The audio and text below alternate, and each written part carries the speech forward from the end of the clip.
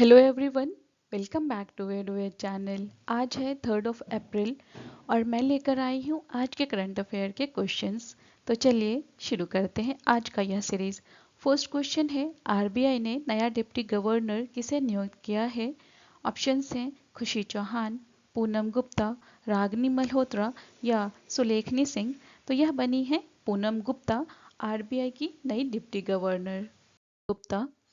भारतीय reserve bank ने अपने नए डिप्टी गवर्नर का ऐलान कर दिया है। दरअसल पूनम गुप्ता को आरबीआई ने अपना नया डिप्टी गवर्नर नियुक्त किया है। जानकारी के लिए बता दें कि माइकल पात्रा के स्थान पर पूनम गुप्ता को यह नियुक्त किया गया है। नेक्स्ट क्वेश्चन है, भारतीय सेना कमांडरों का सम्मेलन 2025 का आयोजन कहाँ हो रहा है? ऑप्शन हैं नासिक, बेंगलुरु, दिल्ली या जम्मू कश्मीर। तो यह दिल्ली में हो रहा है। भारतीय सेना कमांडरों का सम्मेलन 2025 का आयोजन देश की राजधानी दिल्ली में हो रहा है और यह आयोजन 1 अप्रैल से शुरू होकर 4 अप्रैल 2025 तक चलेगा। यह द्विवार्षिक उच्च स्तरीय आयोजन है। इसमें सेना से जुड़े महत्वपूर्ण विषयों पर विचार विमर्श होता है। नेक्स्ट क्वेश्चन है, कॉमनवेल्थ ऑफ नेशंस की महासचिव शर्ली बोजवे कहाँ से संबंध रखती हैं? ऑप्शन हैं एशिया, अफ्रीका, यूरोप या ऑस्ट्रेलिया। तो यह अफ्रीका की हैं। कॉमनवेल्थ ऑफ नेशंस की 7वीं महासचिव के रूप में शर्ली बोजवे ने कार्यभार संभाला है।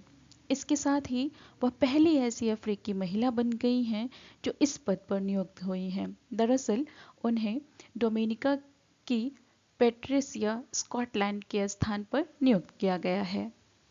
नेक्स्ट क्वेश्चन है, वंदना कटारिया ने संन्यास लेने की घोषणा की है। वह किस खेल से संबंधित हैं? ऑप्शन हैं क्रिकेट, बैडमिंटन, टेबल टेनिस या हॉकी। तो वंदना कटारिया एक हॉकी प्लेयर हैं। भारतीय महिला हॉकी टीम की दिग्गज खिलाड़ी वंदना कटारिया ने संन्यास लेने की घोषणा कर दी है। उन्होंने अंतर्राष्ट्रीय हॉकी से संन्यास का ऐलान किया है। बता दें कि उन्होंने भारत की तरफ से सबसे ज़्यादा अंतर्राष्ट्रीय मुकाबले खेले हैं और उनका 15 साल का करियर काफ़ी शानदार रहा है। नेक्स्ट क्वेश्चन है, वित्त वर्ष 2024-25 में भारत की रक्षा निर्यात में कितनी फीसदी वृद्धि हुई है? ऑप्शन हैं 13.04%, 11.09%, 12.04% या फिर 17.05%। तो यह बढ़ोतरी हुई है 12.04। वित्त वर्ष 2024-25 में भारत के रक्षा निर्यात में काफ़ी बढ़ोतरी हुई है। भारत ने इस वित्त वर्ष में बीते वित्त वर्ष के मुकाबले 12.04% की वृद्धि की है। बता दें कि वर्तमान में भारत का रक्षा निर्यात 23,622 करोड़ के रिकॉर्ड के स्तर पर पहुंच गया है। नेक्स्ट क्वेश्चन है, 4 अप्रैल 2025 को 6th बिम्स्टेक शिखर सम्मेलन कहाँ आयोजित किया जा रहा है? ऑप्शन हैं भारत, श्रीलंका, थाईलैंड या बांग्लादेश। तो यह थाईलैंड में आयोजित किया जा रहा है। प्रधानमंत्री नरेंद्र मोदी 6ठे बिम्स्टेक शिखर सम्मेलन में शामिल होने के लिए 3 अप्रैल को थाईलैंड की राजधानी बैंकॉक जाएंगे। Bay of Bengal initiative for multi sectoral technical and economic cooperation यानी बिम्स्टेक का 6ठा शिखर सम्मेलन 4 अप्रैल को बैंकॉक में होने वाला है और इस बार बिम्स्टेक में चर्चा का विषय समृद्ध, लचीला और खुला बिम्स्टेक है, जो बंगाल की खाड़ी के आसपास के देशों के बीच गहन क्षेत्रीय एकता और आर्थिक सहयोग के लिए मजबूत प्रतिबद्धता को दर्शाता है। नेक्स्ट क्वेश्चन है, लोकसभा में वक्फ विधेयक 2025 कब पारित हुआ? ऑप्शन हैं 31 मार्च 2025, 2 अप्रैल, 5 अप्रैल या 10 अप्रैल 2025। तो बता दें कि यह 2 अप्रैल 2025 को पारित हुआ है।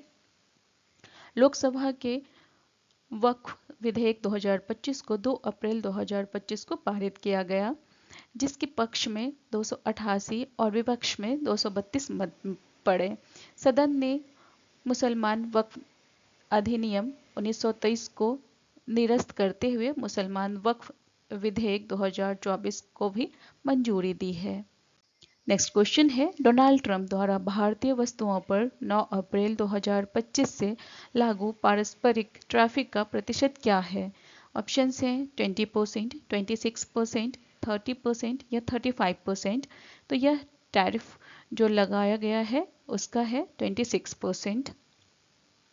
डोनाल्ड ट्रंप द्वारा भारतीय वस्तुओं पर 26% पारस्परिक टैरिफ की घोषणा का भारत की अर्थव्यवस्था और व्यापार संबंधों पर महत्वपूर्ण प्रभाव पड़ेगा।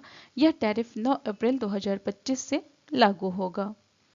नेक्स्ट क्वेश्चन है, NHAI ने 1 अप्रैल 2025 से राजमार्गों और एक्सप्रेसवे पर टोल शुल्क में कितनी वृद्धि की है? ऑप्शंस हैं 2 to 3%, 4 to 5%, 6 to 7% या फिर 8 to 10%।